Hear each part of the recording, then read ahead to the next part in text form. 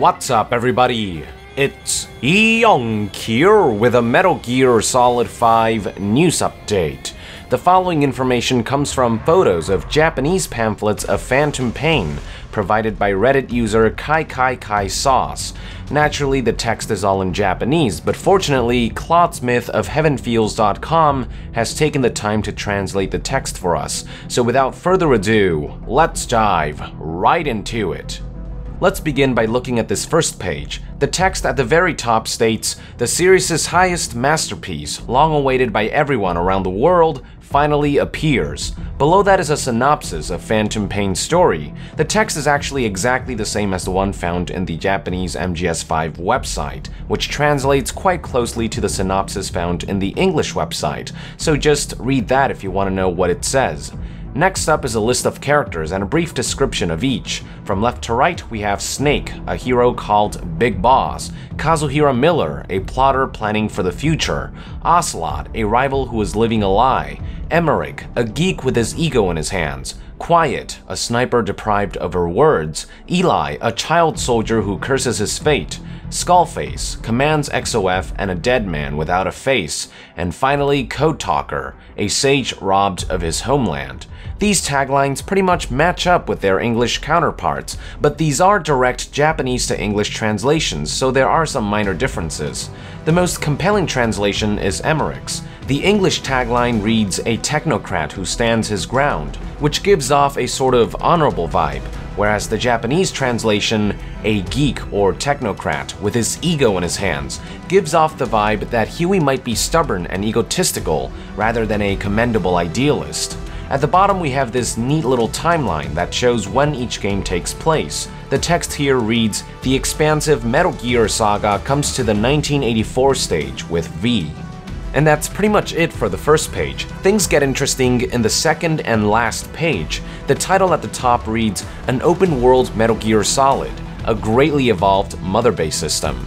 The stuff on the left of this page talks about things we already know, like an open world that's 200 times larger than Ground Zero's, freedom of infiltration, the day and night cycle, real-time weather, the ability to Fulton things back to base, support buddies, etc. So we'll skip that. What I want to discuss is the stuff on the right. As a commander, your mother base will be tested, the title says, which is followed by a description that can be translated as follows. In the field, collect things such as people and resources and build up your base. As you expand mother base, many weapons and items can be developed, and in missions they can be supplied to you. It is possible to get different kinds of support. Organize your troops and send them out on missions. In addition, the forward operating base that you've customized can, in online battles, be infiltrated by other players. You heard right, folks. It seems as though the theory I discussed in the mother base infiltration analysis video about forward operating bases turned out to be true.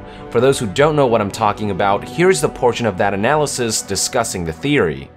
Alright, so remember when I asked you to keep in mind the words forward operating base? You'll say front operating base this time, but they mean the exact same thing. At front operating bases such as this, players can compete and steal resources from one another. So why are these words significant? Well, forward operating bases, or FOBs, are defined as secured forward military positions, commonly military bases, used to support tactical operations. FOBs are supported by what's called main operating bases, or MOBs, which are overseas, permanently manned, well-protected bases used to support permanently deployed forces. When you think about it, Mother Base is more of an MOB than an FOB, since FOBs are considered smaller, less secure, and temporarily manned contingency tactical locations. So the question is, why does the developer keep calling this base an FOB?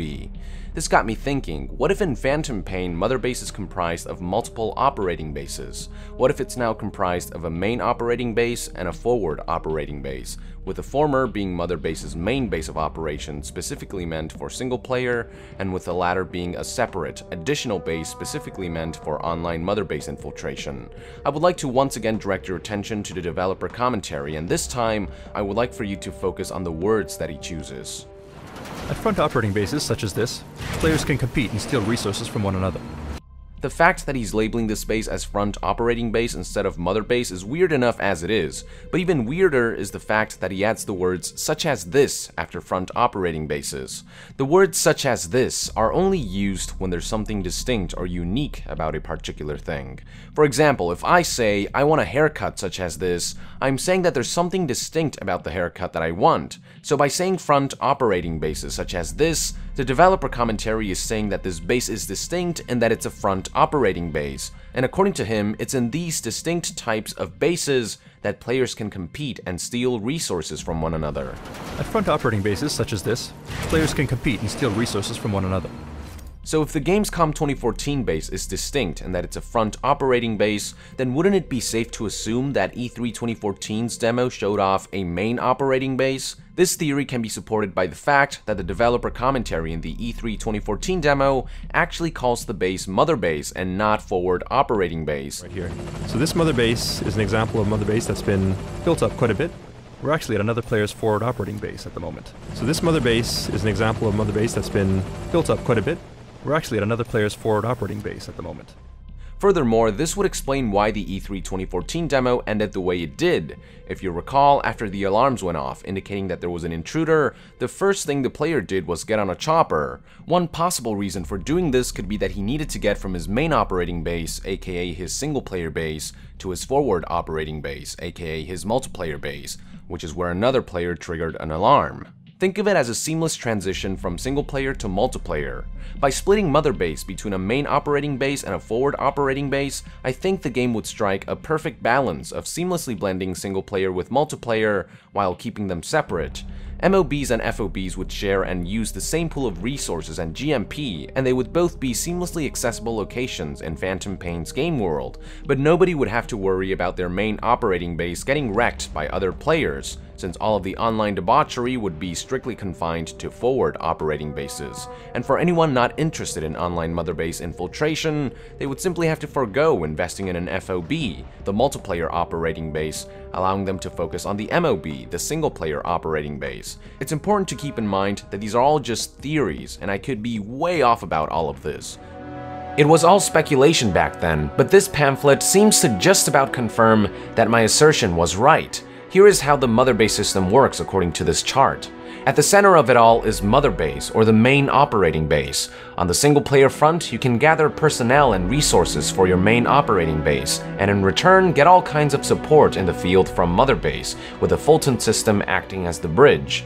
From mother base, players can also develop what are called forward operating bases. Notice how there aren't any arrows pointing from the forward operating base to the single-player stuff on the left, which already indicates that forward operating bases have their own purpose, that purpose being online base infiltration.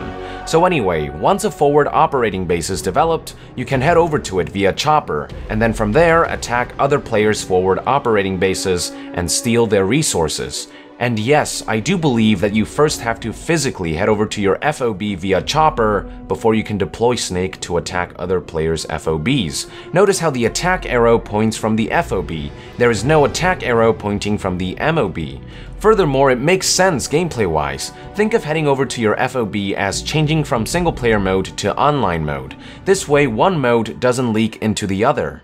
As for why I think you have to use a chopper to fly over there, the whole point of forward operating bases is to act as extensions to main operating bases, so they would have to be strategically positioned far away, and B, as I stated in my analysis video, I think we saw a glimpse of this during the developer walkthrough showcasing Mother Base, the main operating base. Notice how the first thing that the player does when the alarms notify him of an imminent attack is to head over to a chopper. My guess is that the alarms were ringing because his forward operating base was being attacked, forcing him to take a chopper there to deal with the threat. Also, if you recall from the base infiltration developer walkthrough, the other player Snake makes his first appearance on the landing pad with a chopper behind him, as if he had just arrived via chopper. This other Snake likely flew from his mother base's main operating base to defend his compromised forward operating base.